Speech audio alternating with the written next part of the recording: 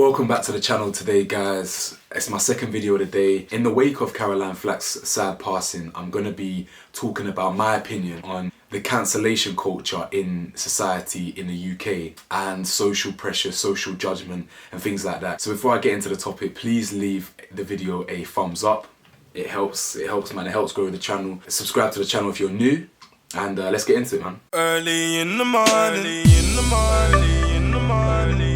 Continuing from my earlier video this morning, a few more details around Caroline's death have emerged. Now, from my understanding, a friend that Caroline had been staying with in her London apartment went out to the shops, and Caroline unfortunately took her own life in that interim. So when the friend came back and couldn't get in the door, she called up Caroline's dad. Caroline's dad came over, entered the house, and they both found Caroline's body in the house, in the apartment. It had been alleged that Caroline had just found out that the Crown prosecution for her assault charge were going to go ahead with the prosecution. They were going to move forward and prosecute her for assault. And by the looks of it, Caroline, it just got too much for her. It just got all too much for her. She didn't think that her career was going to recover from this, apparently. So if I just quickly read you some quotes from what her friend said. So it says, friends of the presenter have said that she had been terrified of her impending court date. She was on her own. She couldn't take it anymore. Her family are devastated. Another added, Caroline couldn't bear the thought of going through the court case.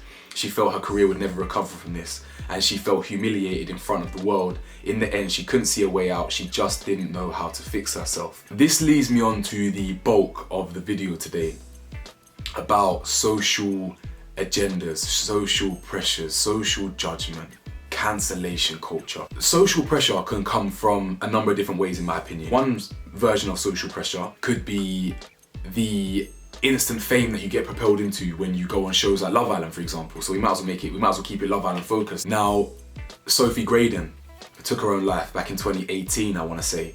Mike Thalassitis, aka Muggy Mike, it was his character name or whatnot. He took his life in 2019.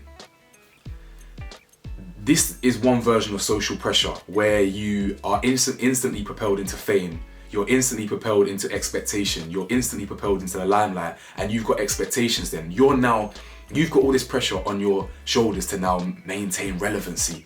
You've now got to produce great content. And when things like that happen, and you don't know what it's like to be in the limelight, if you're not built to carry that on your shoulders,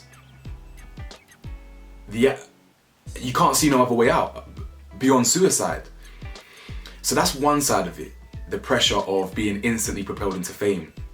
You've also got the other side of social pressure, where we, as a society and as a media, we cancel you. What I mean by that is celebrities over time in America, England, anywhere, you can get, people were cancelling people back in the flipping 100s, you know what I'm saying? In the Greek times, if you do something socially wrong or socially frowned upon, you are an outcast, okay? This phenomenon, or whatever you want to call it, social phenomenon or social whatever, this social thing that we do, it's getting worse and worse and worse. And there has to be a conversation about this. The way we cancel celebrities and demonize them and really, really alienate them, it's not healthy. What do you think that does to a human psyche? What do you think that does to a human's mentality? It's all well and good sitting behind the screen and breaking news has just broke. Caroline Flack has been charged with assault.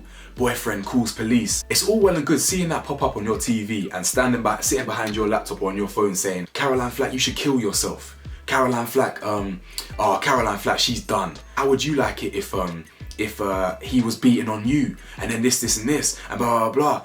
Listen, like I said in my video earlier today, I've got no problem with people being held accountable for their actions.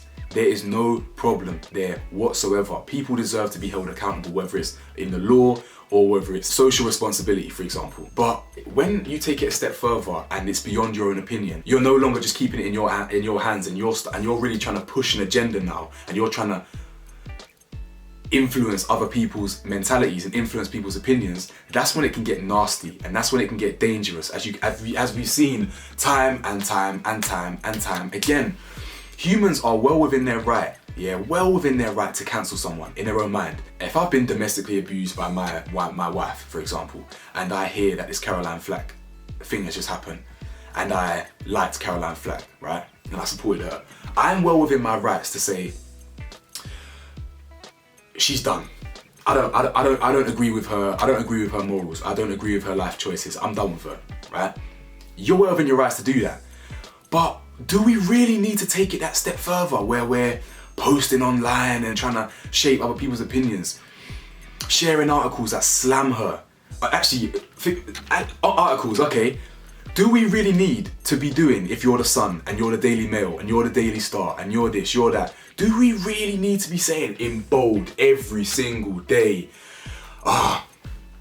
Caroline, sleepy, tired Caroline leaves courthouse after being charged with assault, or Caroline takes Caroline looks stressed on holiday with boyfriend while she waits impending trial.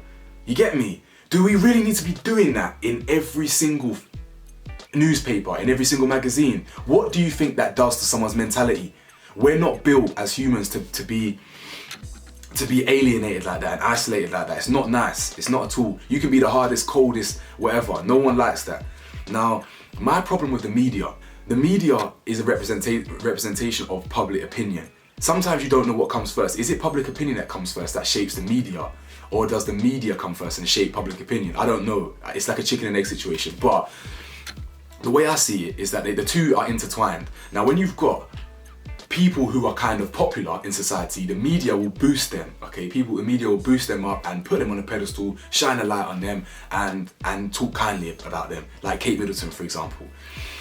But then you've got, say, Meghan, for example, where there's a few, obviously it's racial undertones, it's different, but there's she's not as popular, for example. See how the media reacts to that and demonizes her for putting her hands in her pockets and things like that. See, that's the crazy thing about the media, is that they are the ones that put you there. And because they put you there, they're the first to tear you down. And that's what I just don't understand about human psyche, human psychology, human behavior. Why do we want to do that? Let me tell you why. Because cancel culture and social judgment and this, that and the other, it sells. It makes them money. Why do you think they plaster them all on the front page? Because it makes people money. But do you not see the problem here? It's all about money. It's all about clicks, shares, finances. And we really need to look at, we really need to look at the UK and society as a whole and what the media is capable of, because the media has to hold their hands up for this one. They've got blood on their hands for this one. I'm not gonna lie to you, they do. Because it's actually not just the media, the Crown prosecution. Now, tell me, why is the Crown prosecution still going through with the charges and whatnot when the person that she allegedly assaulted doesn't even want to press charges? Now, like I said I don't know if I said it in my other video, if you break the law and you commit a crime, you have to be held accountable. So, like I said, if I murder a family and if I murder someone and the family doesn't want to press charges, I'm still going to go to jail for murder. I get that, fine.